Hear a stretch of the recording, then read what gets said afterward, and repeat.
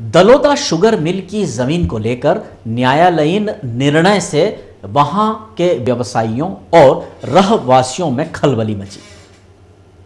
समीपस्थ कस्बा दलोदा की Jiwajirao sugar mill company के 365 बीघा जमीन के हाई कोर्ट के डबल बेंच के आदेश के बाद इस क्षेत्र के वे व्यवसायी और रहवासी जो इस जमीन पर बरसों से रह रहे हैं या अपना व्यवसाय कर रहे हैं, उनमें बड़ी खलबली मच गई है। एक और सेंट्रल बैंक में अपनी राशि वसूलने के लिए इस जमीन की नीलामी करवा दी, वहीं दूसरी ओर शासन अपनी जमीन होने का भी अब दावा कर रहा है। ऐसे में पिछले 40 वर्षों से अपना व्यापार व्यवसाय कर रहे दुकानदारों के सामने, जो इस जमीन पर अपनी दुकान चलाते हैं, उनके सामने रोजी रोटी का संकट खड़ा हो गया है। दलोदा शहर के मध्य स्थित 365 बीघा भूमि पर आए आदेश के बाद क्षेत्र के व्यापारियों में डर समा गया है। ये तमाम व्यापारी इस आदेश के बाद एकत्र हुए। 40 सालों से कई लोग इस जमीन पर अपना व्यापार व्यवसाय कर रहे हैं। इसी जमीन पर आस्था के केंद्र हनुमान मंदिर, गोपाल मंदिर हैं, पुलिस सहायता केंद्र, माध्यमिक स्कूल, तालाब है। शुगर मिल के कुएं से पूरे शहर में पेयजल वितरित होता है। 100 से ज्यादा गाड़ोलिया लोहार परिवार इस जमीन पर झोपड़ी बनाकर रहते हैं। ऐसे में सभी के सामने संकट की स्थिति खड़ी हो गई है। अब ऐसी परिस्थिति में क्या यहाँ की स्थितियां नई उत्पन्न हुई है? हमारे दलोदा के संवाददाता बीएल धमानिया ने यह कवरेज भेजा है।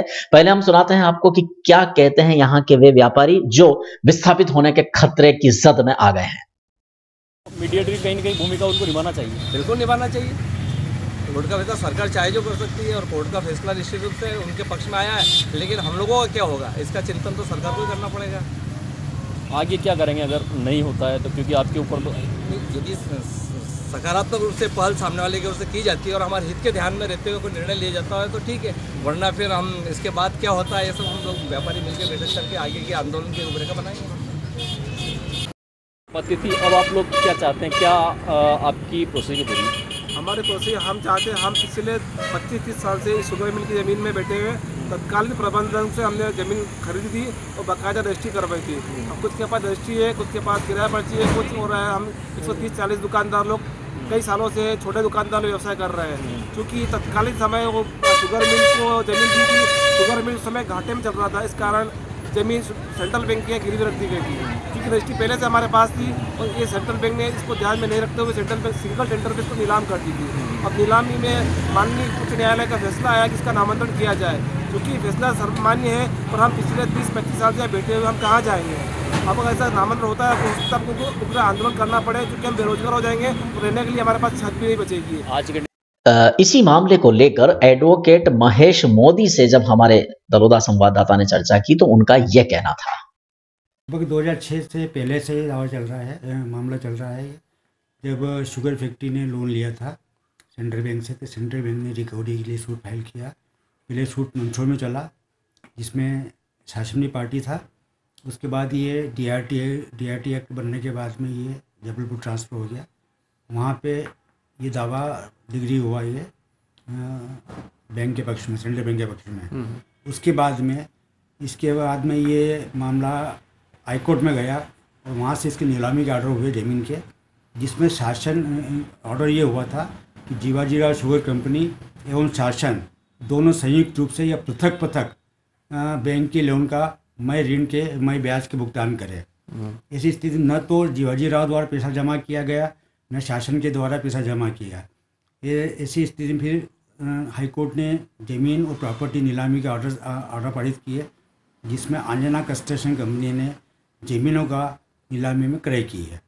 इसके बाद ये जो मामला फिर हाईकोर्ट में पुष्टि के लिए आता है, तो हाईकोर्ट में पुष्टि गया। हाईकोर्ट ने इस नीलामी की पुष्टि की।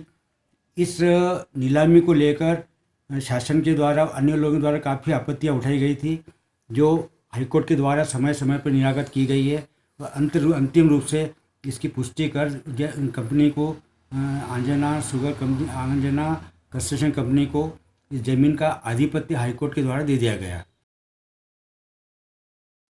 मध्य प्रदेश के पूर्व उद्योग मंत्री श्री नरेंद्र नाहटा से इस विषय में चर्चा की गई। हम सुनते हैं श्री नाहटा इस विषय में क्या कहते हैं।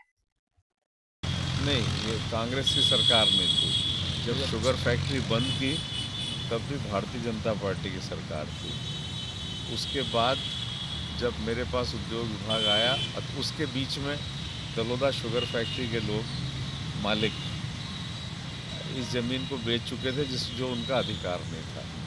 जब मेरे पास उद्योग विभाग आया तो मैंने कोशिश की कि कम से कम बाकी प्रकरणों में बात अलग रहे, लेकिन व्यापारियों का सेटल हो जाए। लेकिन दुर्भाग्य से उस वक्त ये प्रकरण दलोदा शुगर फैक्ट्री का प्रकरण BIFR में लंबित था। चूँकि BIFR एक कोर्ट है, इसलिए सरकार उसके बाहर जाकर कोई फैसला कर नहीं सकती थी। बाद में हमारी सरकार बदल गई।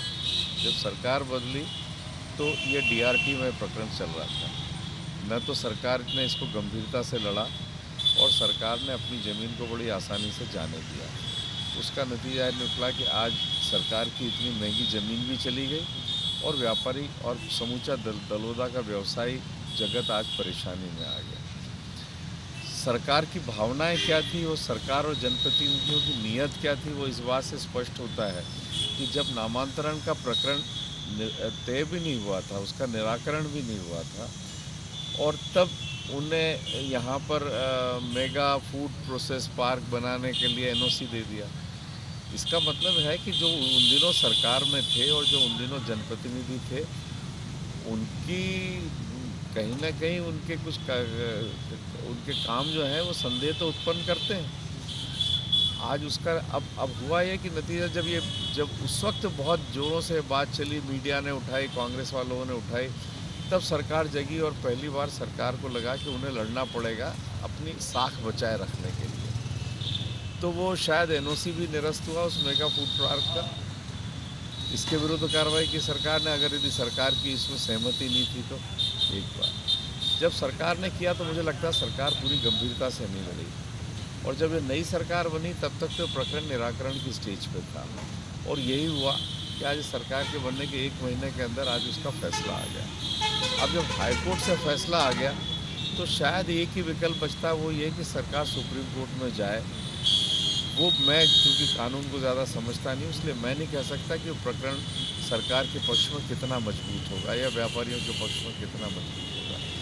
लेकिन हाँ, मैं मानता हूँ पिछली सरकार की और पिछले जनप्रतिनिधियों की गलती के कारण आज दलोदा का व्यवसायिक जगत बहुत कठिनाइयों में है, और दलोदा का व्यवसाय का क्या होगा आज ये हमारी चिंता का विषय है। बहरहाल इस पूरे मामले ने एक नया प्रश्न खड़ा कर दिया है। एक तरफ कोर्ट का आदेश तो दूसरी तरफ व्यापारियों की, रहवासियों की व्यावहारिक समस्याएं। अब देखना है इस मामले में आगे क्या होता है।